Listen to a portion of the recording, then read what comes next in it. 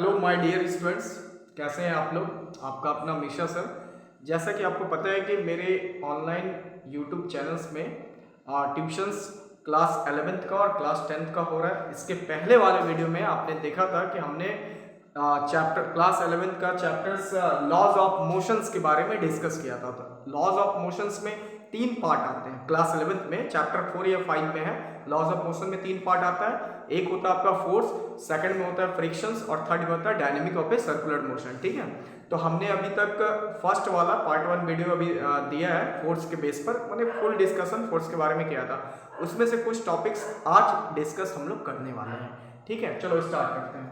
देखो, फोर्स के बारे में हमने उस टाइम डिस्कस किया था। अगर आप लोग को नहीं पता तो आप लोग मेरे ऑनलाइन यूट्यूब चैनल्स में जाएं और उसमें वीडियो को देखें, अच्छे तरीके से समझें। देखो, आज का जो टॉपिक है हमारा, आज का टॉपिक है कि न्यूटन्स सेकंड लॉ। न्यूटन्स, देखो न्यूटन्स का जो सेकंड लॉ होता है, ये क्वेश्चंस आया भी है सीबीएसई में कि न्यूटन्स का second law known as real law of motion, real laws, ये क्वेश्चंस आया भी है कि अगर देखो न्यूटन्स का जो सेकंड लॉ होता है ना, what is the second law Newton's का, the rate of change in momentum is directly proportional to the applied force, है ना। कि मतलब जो rate of change in momentum होता है वो फोर्स के डायरेक्टली प्रोपोर्शनल होता है। उसी से तो force equal to mass into acceleration आता है आपका, है ना। तो न्यूटन्स का जो सेकंड लॉ है उसको रियल लॉ के नाम से भी जाना जाता है। तो क्यों जाना जाता है, उसका रीजन क्या है पता है। देखो, न्यूटन्स का जो सेकंड लॉ है उसका यूज करके, उसका फॉर्मूला का यूज करके हम लोग न्यूटन्स का फर्स्ट लॉ को भी डिराइव कर सकते हैं। ठीक है, और न्यूटन्स का थर्ड लॉ को भी डिराइव कर सकते हैं, मतलब प्रूफ कर सकते हैं। इस वजह से न्यूटन्स सेकंड लॉ को रियल लॉ बोला जाता है ना। देखो, हम लोग प्रूफ करने जा रहे हैं, कैसे करते हैं थोड़ा ध्यान दो। देखो, प्रूफ करने का पहला तरीका आपका, पहला प्रूफ करेंगे हम लोग to proof Newton's first law. Newton's first law को दिखाएंगे। ठीक है, वो कैसे दिखाएंगे, इधर देखो। न्यूटन्स फर्स्ट लॉ में क्या कहता है कि अगर कोई बॉडी रेस्ट में है या मोशन में है तो वो उसी पोजीशन में रहना चाहेगा जब तक कि उस पर कोई एक्सटर्नल फोर्स ना लगे। मतलब एक्सटर्नल फोर्स अगर उस पर नहीं लगता है, इसका मतलब एक्सटर्नल फोर्स जीरो होगा, है ना। तो जो इनिशियल वेलोसिटी होगा वही तो उसका फाइनल होगा। इसी को हमको प्रूफ करना है। देखो, तो to prove Newton's first law, है ना, तो इसमें यूज करेंगे सेकंड लॉ का फॉर्मूला को by using Newton second law. ठीक है, कैसे, तो आपको पता है कि फोर्स इक्वल टू क्या होता है, मास इनटू एक्सेलरेशन, है ना। और फर्स्ट लॉ क्या कहता है कि कोई भी एक्सटर्नल फोर्स नहीं लगता, तो लिखेंगे कि no external force act on a body. Simple है ना कि न्यूटन्स का जो फर्स्ट लॉ उसमें तो साफ बोला गया कि आपका बाहरी बल नहीं लगना है, मतलब एक्सटर्नल फोर्स मेरा जीरो है, तो लिख दिया एक्सटर्नल फोर्स नहीं लगता है। तो जब एक्सटर्नल फोर्स जीरो, तो यहाँ देखो फोर्स के वैल्यू क्या डालेंगे, zero equal to M A, मतलब एक्सेलरेशन आपका क्या आया, जीरो बटे एम, दैट मीन्स जीरो। तो एक्सेलरेशन आपका जीरो आया, तो जब एक्सेलरेशन आपका जीरो आ रहा है तो इसका मतलब क्या हो रहा है, यहाँ देखो v equal to you plus A T. तो v equal to you plus acceleration की जगह पे जीरो इंटू टी, यानी v बराबर u। प्रूव हुआ। इसका मतलब है, देखो यार, कि जो आपका फाइनल वेलोसिटी है वही आपका इनिशियल वेलोसिटी है। मतलब initial velocity is equal to final velocity, that is the first law. मतलब किसी तरह का कोई भी बॉडी का पोजीशन में चेंज नहीं हुआ, तो प्रूफ हुआ ना। इसमें यूज किए हमने न्यूटन सेकंड लॉ का यूज किए, फॉर्मूला का, force equal to mass into acceleration. हाँ, पहले इसको नोट करो, फिर हम लोग थर्ड लॉ को डिराइव करेंगे।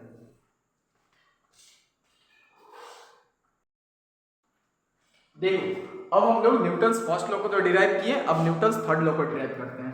देखो कैसे, टू प्रूफ न्यूटन्स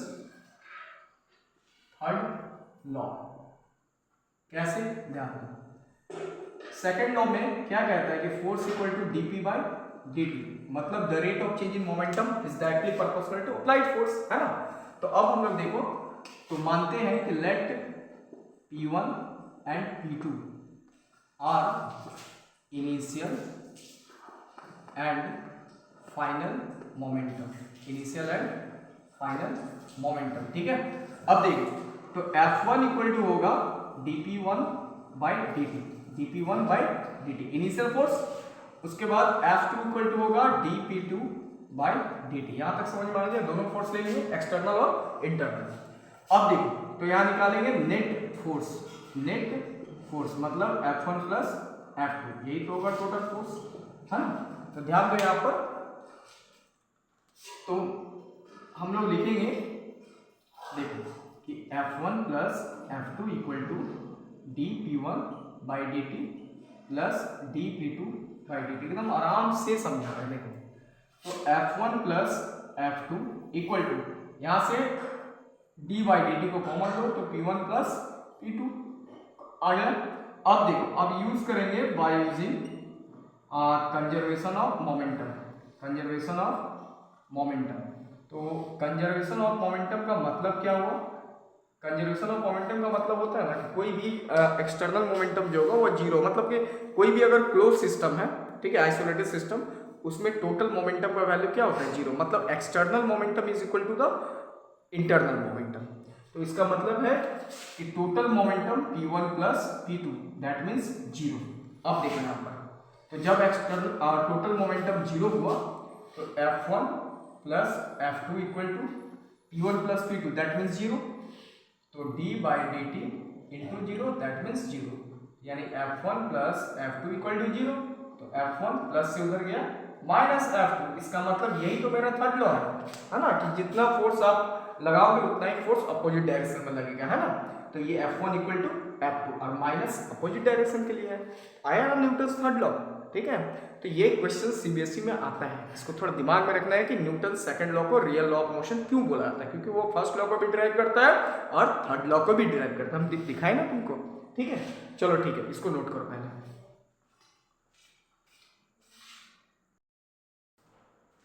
देखो अब हम लोग समझते हैं law of conservation of momentum के बारे में, ठीक है। What is the law of conservation of momentum?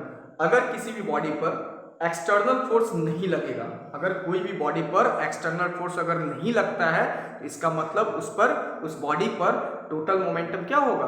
Constant. That is the law of conservation of momentum. देखो स्टेटमेंट भी लिख देते हैं, law of conservation of momentum मतलब if no external force act on a body then the total momentum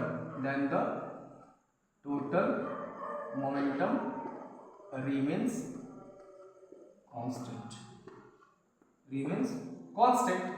इसका मतलब आपका external और इंटरनल मोमेंटम इक्वल होगा। तो P1 plus P2 equal to constant, याद रखना है। That is the conservation of momentum, है ना।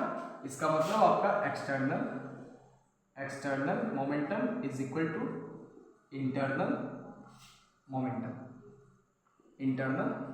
समझ में आई बात? अब हम लोग आते हैं कंजर्वेशन ऑफ बेस पर। एक सवाल होता है, मतलब एक सवाल नहीं, न्यूमेरिकल फॉर्मूला, ठीक है, जिसका नाम है रिक्वायल वेलोसिटी। देखो इसका एप्लीकेशन साथ में पढ़ना चाहिए, जिसको हम लोग बोलते हैं रिक्वायल वेलोसिटी निकालना, ठीक है। देखो इसके लिए करना क्या आपको, एक ये गन है, ये बुलेट, ठीक है। ये बिफोर फायरिंग मतलब फायरिंग के पहले का, और एक और फिगर बनाते हैं गन का और बुलेट का, ठीक है, जो कि आफ्टर फायरिंग का मेरा रहेगा, आफ्टर फायरिंग। तो इस गन का मास हमने ले लिया mg और इस बुलेट का मास स्मॉल mv। तो initial velocity u1, initial momentum p1, इसका इनिशियल वेलोसिटी u2, ये फाइनल वेलोसिटी u2 और p2 मोमेंटम। उसी तरह से फायरिंग होने के बाद का गन का final velocity v1, final momentum p3 मान लो, और इसका मास mg, बुलेट का मास mv, इसका फाइनल वेलोसिटी v2 और फाइनल मोमेंटम p4, ठीक है। अब देखो यहाँ पर इसको हम लोग कैसे प्रूव करते हैं, तो बाय यूजिंग, यहाँ लिखेंगे by using conservation of momentum, conservation of momentum. इसका मतलब फायरिंग होने के पहले और फायरिंग होने के बाद का मोमेंटम इक्वल होगा। तो यहाँ लिखेंगे कि before firing equal to after firing, ठीक है। तो मोमेंटम मतलब P1 plus P2 equal to P3 plus P4। तो P1 का वैल्यू क्या होगा, mg into U1 mb into U2 equal to P3 का वैल्यू क्या होगा, तो mg into V1 plus mb into V2, है ना। अब देखो, अब थोड़ा सा हम इसको रफ करते हैं, आप पहले नोट करो।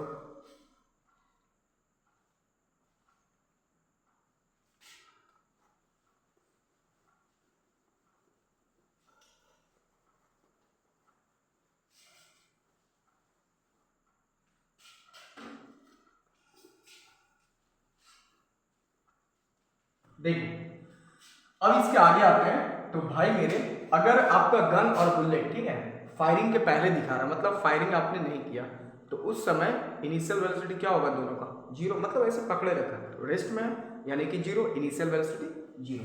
तो आप ये देखो U1 और U2 मेरा क्या होगा, जीरो। तो दैट मीन्स इधर ये वाला फंक्शन आपका पूरा zero equal to mg V1 plus mb V2। अब प्लस से इधर ले लो, तो minus mg V1 equal to mb V2। इसका मतलब यहाँ पर आप आराम से निकाल सकते हो V1 equal to minus mb V2 और डिवाइड हो जाएगा mg, आ गया ना फॉर्मूला। तो इससे क्या है ना कि आप V1 क्या है, V1 आपका देखो हम लिख लेते हैं, V1 है वेलोसिटी ऑफ गन के लिए, ठीक है, और V2 है वेलोसिटी ऑफ बुलेट, ठीक है, और mg गन का मास, mb बुलेट का मास। समझ में आया, इसको बोलते हैं कंजर्वेशन ऑफ मोमेंटम, पहले नोट करो।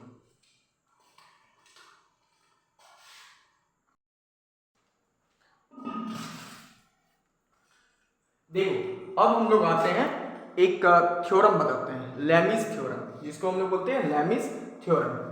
देखो LAMI लैमी थ्योरम, क्या होता है लैमी थ्योरम, इसको पहले समझते हैं, ठीक है। होता क्या है कि अगर इफ थ्री फोर्स मतलब तीन फोर्स आपको लेना है, acting at a point are in equilibrium, acting at a point are in equilibrium, then each force is equal to sine angle between two forces। देखो इसमें कहना क्या चाहता है कि अगर आप तीन फोर्स लेते हो और तीनों फोर्स इक्विलिब्रियम में है, अगर तीन फोर्स मान लो कोई तीन फोर्स लिए, तीनों फोर्स अगर इक्विलिब्रियम में है, तो जो फोर्स होगा वो डायरेक्टली प्रोपोर्शनल होगा किसके, sign angle of between two force, मतलब दो फोर्स के साइन एंगल के डायरेक्टली प्रोपोर्शनल। जैसे इसको डायग्राम से समझो, मजा आएगा डायग्राम में। ये देखो तीन फोर्स हमने लिया, तो मान लेते हैं एक फोर्स मेरा F1, एक फोर्स F2 और एक फोर्स F3 है, ठीक है। अब देखो यहाँ पर मान लेते हैं ये एंगल मेरा अल्फा, ये एंगल मेरा बीटा और ये एंगल मेरा गामा, आप कुछ भी ले सकते हो, ऐसा कोई बात नहीं है। तो अकॉर्डिंग टू दिस थ्योरम क्या कहता है कि जो आपका ईच फोर्स मतलब प्रत्येक फोर्स जो होगा वो sign angle between two force, है ना। देखो तो इसका मतलब क्या आएगा फॉर्मूला, तो F1 अगर आप F1 लेते हो डिवाइड, तो F1 के अपोजिट डायरेक्शन में क्या है आपका, दो फोर्स से जो बना हुआ एंगल है गामा, इसका मतलब F1 बटे साइन गामा इक्वल टू, है ना। अगर आप लेते हो F2 लेते हो तो F2 के सामने वाला बीटा, यानी कि F2 by sine beta equal to F3 by sine alpha, F3 के सामने वाला कौन है, अपोजिट में देखो अल्फा, है ना। तो ये आपका कहलाता है लैमी थ्योरम, इसको हम लोग बोलते हैं लैमी थ्योरम। इससे न्यूमेरिकल्स भी आप बना सकते हो, है ना। इसका मतलब है कि F1 बटे साइन गामा इक्वल टू के कांस्टेंट हो गया, सारा फोर्स क्या है, एक दूसरे का कांस्टेंट है ना। तो ये हुआ आपका लैमी थ्योरम। अब हम लोग आते हैं इसके बाद कुछ और टॉपिक्स पर, पहले नोट करो।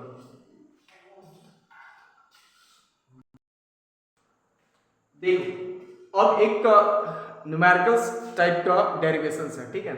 ये जो डेरिवेशंस हम करवाने वाले हैं, इस डेरिवेशंस से रिलेटेड न्यूमेरिकल्स आपका आईआईटीज में, जेई मेंस में, एडवांस में आता ही आता है न्यूमेरिकल से। इसका फॉर्मूला से न्यूमेरिकल्स आना ही आना है। तो हम लोग फॉर्मूला ड्राइव करते हैं कि क्या, कैसे ड्राइव करते हैं। फॉर्मूला तो आपको याद करना है, चलो देखो क्वेश्चंस कहता है क्या है, to masses M1 and M2, मतलब आपका दो मास लेना है, M1 M2 are connected at the two ends of light inextensible strings, मतलब एक धागा से उसको कनेक्ट करना है ओवर ए फ्रिक्शनलेस पुली, जैसे रस्सी से हम लोग पानी खींचते हैं ना, जस्ट लाइक वही एग्जांपल है। तो आपको फॉर्मूला ड्राइव करना है एक्सेलरेशन एंड टेंशन फोर्स का, एक्सेलरेशन एंड टेंशन फोर्स। देखो बच्चों होता क्या है ना कि इस टाइप का आपका डायग्राम रहेगा, कभी भी न्यूमेरिकल्स आने वाला है अगर इसके बेस पर, इस फॉर्मूला के बेस पर, तो ऐसा डायग्राम रहेगा। एक पुलिस, इसको पुली बोलते हैं, ठीक है। यहाँ पर एक मास लटकाया गया, कोई वेट है, यहाँ पर भी एक वेट है, ठीक है। तो आप देखो ये वेट, यहाँ पर जो मास है उसका वैल्यू कितना लिया, M1 मास, और इसका M2, ठीक है।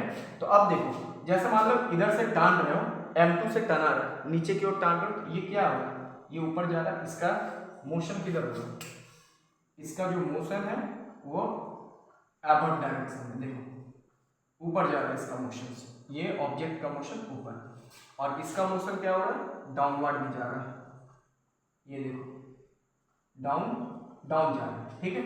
अब तुम एक बात देखो, होता क्या है कि जो टेंशन फोर्स है, ठीक है, तो टेंशन फोर्स में से आप वेट को घटाओगे तो वो आपका फोर्स के बराबर होगा, किसके बराबर, फोर्स, मतलब जो मोशन के कारण फोर्स लग रहा है, तो मोशन के कारण कौन सा फोर्स लगता है, F equal to m e, है ना, मास इनटू एक्सेलरेशन। तो आप देखो ये पत्थर, ये वेट को बैलेंस कौन कर रहा है, force equal to mass into acceleration. तो फोर्स किसके बराबर होगा, टेंशन फोर्स में से आप वेट को माइनस कर दोगे, है ना।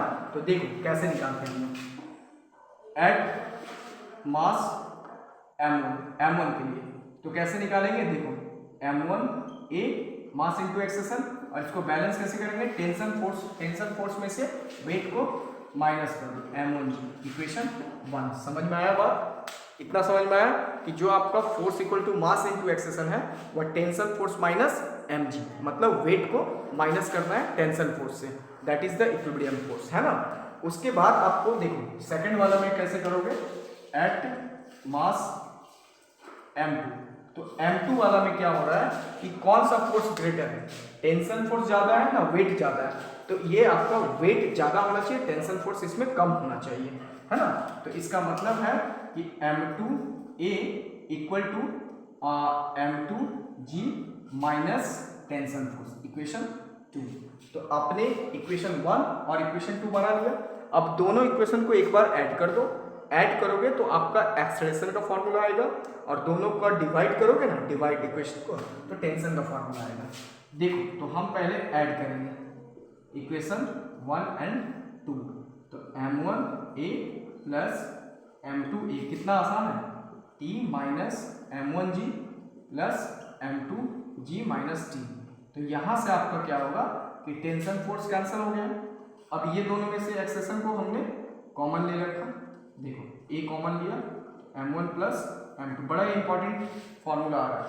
अब ये दोनों में से ग्रेविटी को कॉमन लेंगे तो M2 माइनस M1, है ना, ठीक है, समझ में आई बात। तो हम लोग पहले नोट करो, हम क्वेश्चंस को रफ करेंगे, ठीक है।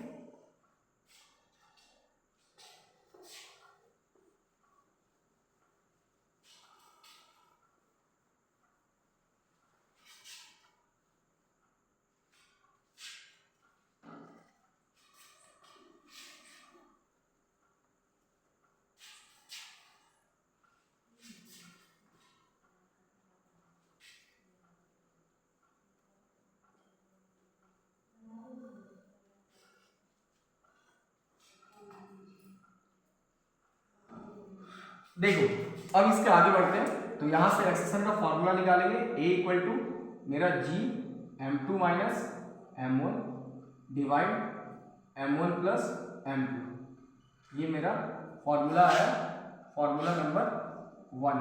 ठीक है, मतलब आप एक्सटेंशन का फॉर्मूला निकाल चुके हैं, जी m2 minus m1 by m1 plus m2। इसके बेस पर न्यूमेरिकल्स करवाने वाले हैं। अब देखो, अब करना क्या है, इक्वेशन 1 और 2 को डिवाइड कर देना है। ठीक है, डिवाइडेड, तो मान लेते हैं m1 a divide m2 a। ठीक है, उसका t minus m1 g divide m2 g minus tension force, है ना। अब ये नीचे वाले को रफ कर दो।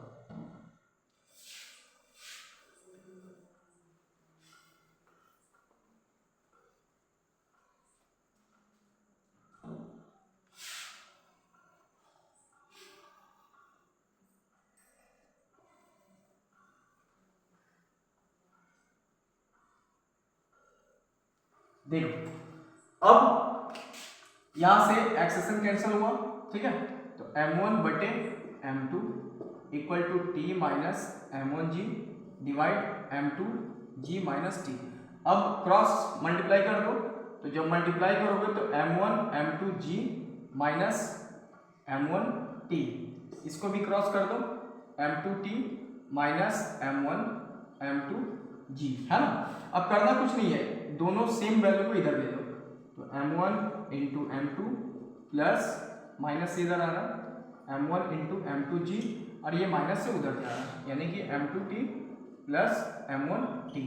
बस अब देखो m1 m2g मतलब 2 m1 m2g लिख सकते हैं, और इसमें से टेंशन फोर्स को कॉमन ले लो, तो m2 प्लस m1। यहाँ तक समझ में आया, तो मेरा टेंशन फोर्स का फॉर्मूला आ चुका है 2 m1 m2g divide m1 plus m2।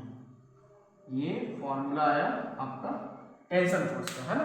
तो ये जो टेंशन फोर्स का फॉर्मूला आया, यहाँ पर लिखते हैं T equal to 2 m1 m2g by m1 plus m2। ये आपका टेंशन फोर्स का फॉर्मूला है। ठीक है, समझ में आया आपको कि देखो एक्सेलेरेशन का फॉर्मूला ये वाला है ना। एक्सेलेरेशन निकालने के लिए अगर आपका इस टाइप का डायग्राम देगा, ठीक है, और इसमें मास का वैल्यू दिया रहेगा, मान लो 50 kg, इसका 20 kg, तो दोनों मास दिया रहेगा, फिगर ऐसा है, तो आप सीधा एक्सेलेरेशन के लिए ये फॉर्मूला लगा दो, जी m2 minus m1 by m1 plus m2, और टेंशन फोर्स के लिए ये वाला 2 m1 m2g by m1 plus m2। ठीक है, कैसा लगा आपको फॉर्मूला। अब हम लोग बढ़ते हैं न्यूमेरिकल्स की ओर। मेरा पार्ट 1 फोर्स का पूरा टॉपिक क्लियर हो गया। ठीक है, हम लोग अब न्यूमेरिकल्स की ओर बढ़ते हैं।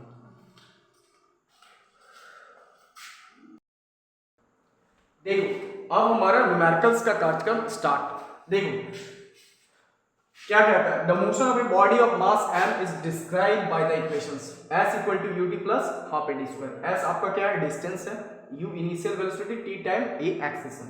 आपको निकालना क्या है, find the force on a body, body पर कितना फोर्स लग रहा है। तो देखो हम लोग करेंगे क्या, कैसे सॉल्व करेंगे। सबसे पहले तो आपको पता होगा कि डिस्टेंस को अगर डिफरेंशिएट कर देंगे टाइम के रिस्पेक्ट में तो वेलोसिटी आएगा, और वेलोसिटी को फिर से डिफरेंशिएट कर देंगे टाइम के रिस्पेक्ट में तो फोर्स आ जाएगा। देखो सॉल्व कैसे करते हैं, सीधा velocity equal to ds by dt, तो ds s के प्लेस पर क्या है, ut plus half at square by dt। तो अब आप डिफरेंशिएट करो, तो u आपका कांस्टेंट है बाहर, dt by dt plus half a बाहर, t स्क्वायर का 2t 2 माइनस 1, मतलब 2 2 कैंसल्स, है ना, dt dt कैंसल, तो v इक्वल टू आया u प्लस at। ये आपका वेलोसिटी का इक्वेशन आया। अब इसी वेलोसिटी को फिर से डिफरेंशिएट करो, मतलब एक्सेलेरेशन आ जाएगा dv बाई dt, तो v के प्लेस पर v equal to u plus at by dt। तो अब देखो du by dt plus dat by dt। अगर आपने डिफरेंशिएशन इंटीग्रेशन नहीं सीखा है तो बार बार बोलते हैं, मेरे ऑनलाइन यूट्यूब चैनल्स पर जाएं, वहां पर प्लेलिस्ट में देखें, इंटीग्रेशन डिफरेंशिएशन का फुल टॉपिक एक्सप्लेन किया गया है। देखो तो u कांस्टेंट है, डिफरेंशिएशन 0, a कांस्टेंट बाहर, dt बाई dt 1, यानी a बराबर a। तो आपका force equal to mass m दिया है और एक्सेलेरेशन आ चुका, मास इनटू एक्सेलेरेशन प्रूफ हो चुका है। आप नोट करो। देखो अब न्यूमेरिकल्स नंबर 2 क्या दिया हुआ है, a force act for 10 second, मतलब आपके पास टाइम दिया हुआ है, एक फोर्स लग रहा है जिसमें टाइम है मेरा 10 सेकंड, ठीक है, on a body of mass 10 kg, body का मास कितना है तो 10 kg, after which the force ceases, मतलब फोर्स लगने के बाद and the body describe 50 metre in the next 5 second, ठीक है, इसका मतलब 50 मीटर का दूरी 5 सेकंड में चला है, तो find the magnitude of force.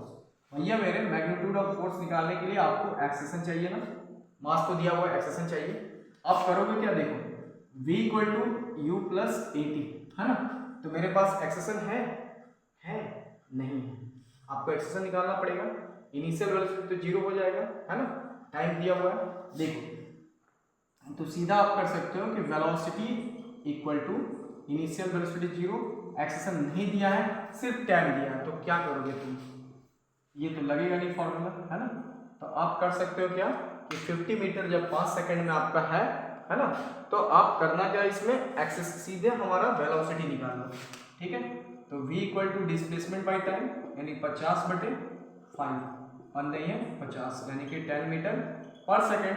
अब आप आसानी से v equal to you plus A t लगा दो, तो v आपका 10, इनिशियल 0, a निकालना है, टाइम 10 है, यानी एक्सेशन बराबर 10/10, कट के 1 मीटर पर सेकेंड स्क्वायर। आपको फोर्स निकालना था, तो मास कितना दिया हुआ है, मास है आपका 10 kg और एक्सेशन कितना है 1, यानी कि आंसर आ गया 10 न्यूटन, ठीक है, नोट करो।